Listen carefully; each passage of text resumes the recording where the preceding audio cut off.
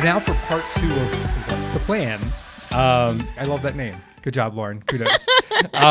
So it's not just booking vendors that you should have a game plan for. Really, it's about all the little details as well and having a strategy for kind of all of it. Yeah. I mean, there's so many things that are outside of just booking your vendors that you really have to think about. We've obviously already talked about timeline. We've talked about guest lists and things like that, but there's still a lot of other, even vendor categories that you need to consider that aren't necessarily on the wedding day itself, but contribute to. Right. And I think people think immediately, of course, of like photographer and caterer and things like that. And cake. And cake, especially if you're Ryan. But there's so many other little things, and you don't want to forget anything. That's what people say a lot. They don't want to forget anything. Yeah. Not that these things are necessarily that we're going to talk about today are things you forget, but they sometimes can feel the most overwhelming. Yeah. Because there's no like clear plan for them. Right. So you want to make give sure you the plan today. Exactly. Perfect. All right. Perfect. So then as far as kind of the first thing to consider, what are the not booking vendor related planning pieces that you should think about? Well, I think what you mean. So definitely like your non-vendor kind of things to think about. The biggest ones are attire for both of you, paper goods, any kind of additional decor, and then those other events, which we've obviously touched on a little bit. But those are going to be kind of those other big pieces. So when do you do what? Good question.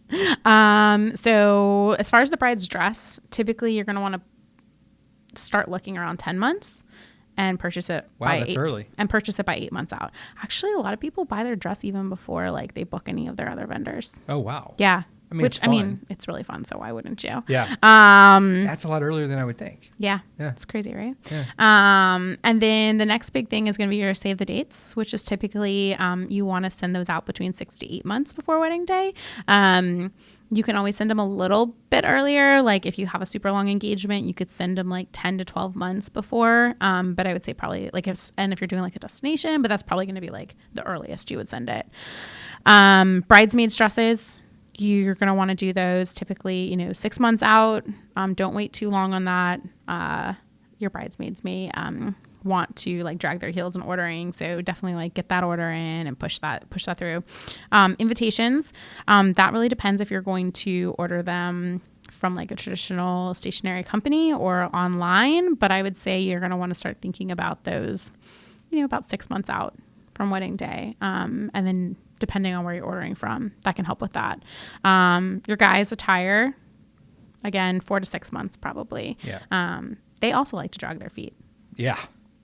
Maybe even more so than the girls. Yeah. Oh, Yeah. for sure. I'm pretty sure your brother was about to drive to the house and drag me to. Yeah, you were really bad about that. We had just almost had a baby. Yeah, but we like should not be the ones to be bad about that. No, we shouldn't. No, because we know. We know. We know. I will say though, kind of related to that though, like there's like so many fun options out there now. Compared to like when we got married only 8 years ago, like it was a couple of options and that was it, or buy. Right. There's like a lot of cool stuff out there now that you can like actually really look good even in a rental. Yeah, I love it. Yeah. It makes a big difference. It makes a huge difference. Yeah. It's all about the fit. Yeah. And then you have like wedding day paper goods. So that's like table numbers, programs, seating chart. That stuff's going to all be ordered like within like the last like 4 to 6 weeks before wedding day because you haven't finalized that stuff. So that's kind of like a crunch time thing, which I always feel like I always hear you talk about that. It's like, oh no, we forgot to do that, or not you, but like your couples kind of put it off, or yeah, it's like you kind of have last to. minute scramble. It is kind of like a last minute scramble because you have to wait until things get finalized. So 4 to 6 weeks is typically when it's just one of those things. It's just one of those things that you need to know is coming, so you don't feel like overwhelmed by it. But you could have it sourced ahead of time. Yeah, you can have it sourced. You just probably won't order it until closer to. Right. And then decor has, really no set time. You can go ahead and start working on that as soon as you've kind of set your style and colors. Sure. Okay. So then as far as kind of mistakes to avoid making, what are some of those as it pertains to the smaller things? Like what sort of mistakes would you suggest that we try to avoid? Letting anyone buy any kind of attire or order any kind of attire before the bride has purchased her dress. Her dress is going to dictate everything else. the formality of her bridesmaid's dress, her mom, other mom, even what the groom and groomsmen are wearing, quite frankly. If she has a super formal dress, the guys are going to probably end up in tuxes or a more formal suit. Not a beige suit. Right. It's going to be something, whereas if she has something more casual, then, the guys it might be great that the guys are wearing linen, but you want to kind of have her dress dictate everything. How many of your grooms ask for linen suits? It doesn't happen super often in Charlotte. I feel like it's more of like a, beachy thing. Yeah, exactly. Not that it doesn't happen, but yeah. I would say letting any invitation go out before your wedding invitation. So, rehearsal dinner, brunch, don't let people get excited and send that before the wedding day invitation. Yeah. Does that happen? I mean, not to my couples. But yeah, you want to make sure that the wedding invitation is the first one to go out. And like we were just talking about, wedding day paper goods, you actually don't want to buy anything until you finalize those numbers. That makes sense when you say that, because you don't know who's going to actually show up.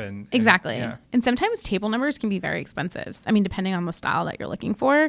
So you don't want to spend extra money that you don't need. So once you finalize the number and finalize the seating plan, then you can order like table numbers and programs and favors and all those little things. You don't want to have like 300 koozies left over after your wedding day like we did. Yeah. True.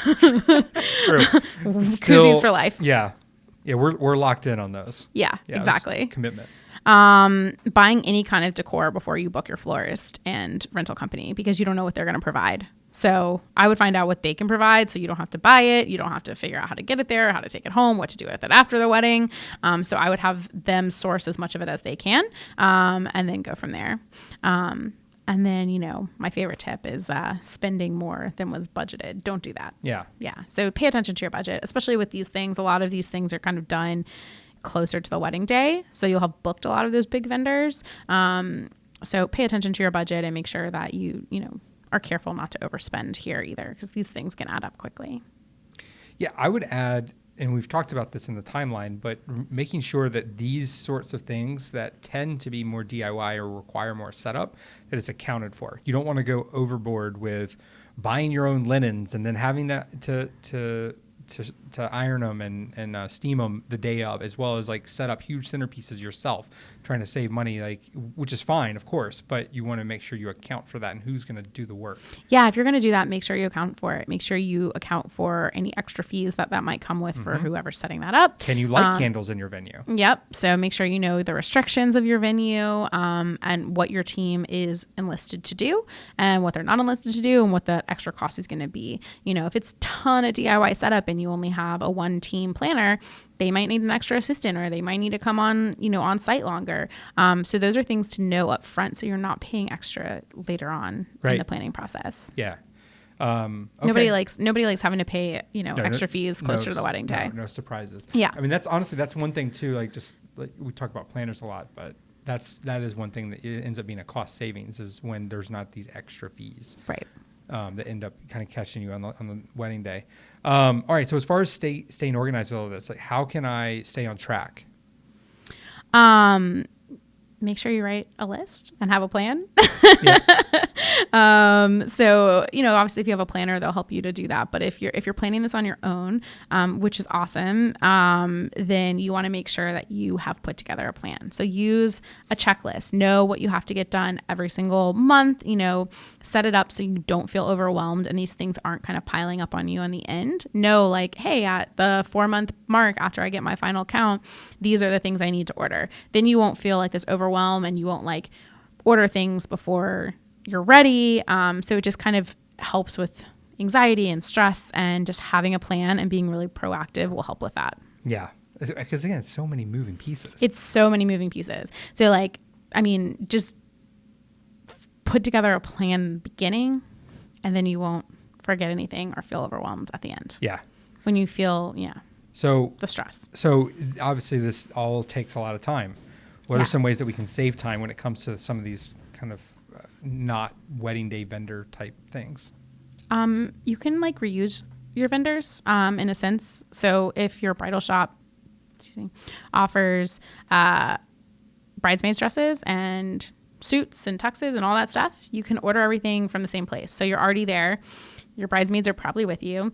You can try on dresses. You can come, you could try on bridesmaids dresses at the same time if you wanted, or when you come for your first fitting, have them try them on. So there's different options. It just makes it easier to only have to deal with one person. Sure. Same can be said for your stationery. Have one designer create your save the date, your invitations, and all your wedding day paper goods. So it just can save time because they already know your style. They don't have to like spin up. You don't have to find a couple different options. It just makes it a lot easier. And then have a plan like we talked about. That also helps save time. Yeah. It's more work in the beginning, but it saves time in the end. Yeah, no, it makes perfect sense. So as always, what are our best next steps for our couples when it comes to, some of these smaller pieces? Set your dress appointment first. That's going to be the biggest piece. We have a really good podcast on that, so we'll link to that. Make sure you listen to it. And just know that your dress really sets the tone for a lot of things. So your venue style and your dress style are really going to be the ones that set the tone for your design. So you want to book those early on so that then you can do the rest of the fun planning of how it's going to look and feel. And then make a list for everything else that comes in with it. Yeah, and this should be fun. Yeah. You're engaged. Don't I know stress. It's a lot, but just enjoy it. Like, it's a fun time. Yeah. And I think if you put together a plan and see when things need to be done and don't put too much on yourself at any one time, it'll just make your life easier and make engagement so much more enjoyable.